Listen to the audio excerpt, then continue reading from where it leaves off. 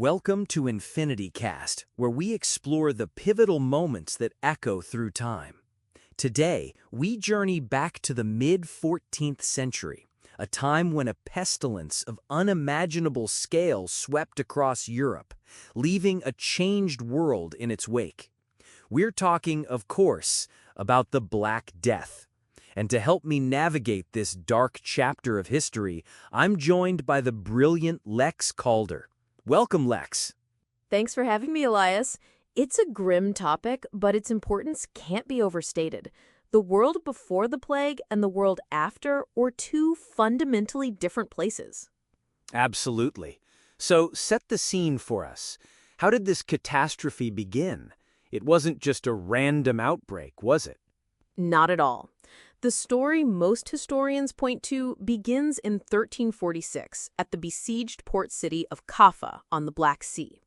The attacking Mongol army, ravaged by the plague themselves, reportedly catapulted infected corpses over the city walls. When Genoese merchants fled Kaffa, they didn't know they were carrying the disease, and its carriers, the black rats and their fleas, with them. By 1347, their ships docked in Sicily, and from there it was a wildfire. A terrifying image, and the devastation was total. Contemporary accounts describe a society utterly breaking down. We're talking about parents abandoning sick children, mass graves being hastily dug in city squares, and a pervasive sense of doom. It's estimated that in just 5 years, from 1347 to 1352, the Black Death killed between a third and a half of Europe's entire population. And when the dust settled, the survivors found themselves in a new world. Economically, the change was seismic. With so many dead, there was a sudden, massive labor shortage. For the first time in centuries, the peasant class had leverage. This is the great paradox, isn't it? Out of this immense tragedy came opportunity for the common person. Land was plentiful, and lords were desperate for workers to till their fields. Surviving peasants could demand higher wages, better conditions, and even freedom from feudal bonds. The old rigid manorial system was crumbling. Exactly. The nobility tried to fight it, of course. In England, they passed the Statute of Laborers in 1351 to freeze wages at pre-plague levels, but it was largely unenforceable. The genie was out of the bottle. This newfound economic power for the lower classes created social mobility that was unthinkable just a decade earlier. And what about the psychological and spiritual impact?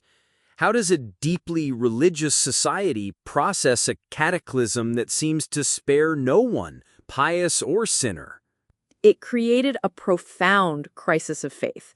The church, which was the central pillar of medieval life, had no answers.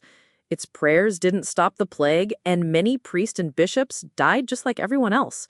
This led to two extremes. On one hand, you had movements like the Flagellants, groups that would travel from town to town, whipping themselves publicly as penance to appease what they saw as an angry god. And on the other hand, a deep-seated cynicism towards religious authority began to grow. People saw the institution as powerless or even corrupt. This questioning of the church's absolute power is a seed that would later blossom during the Reformation. Precisely. So while the Black Death was an unparalleled human tragedy, it also acted as a violent catalyst. It cleared the way for new ideas by shaking the unquestionable pillars of the medieval world, the feudal system and the Catholic Church. In many ways, the Renaissance couldn't have happened without the profound, earth-shattering rupture of the plague. A brutal but necessary turning point. It forced Europe to rebuild itself from the ashes, creating a society that was, for the survivors, more dynamic and less rigid than before. Lex, thank you for these incredible insights. That's all the time we have for today on EnfinityCast. My pleasure, Elias. Join us next time as we explore another corner of history. Until then, stay curious.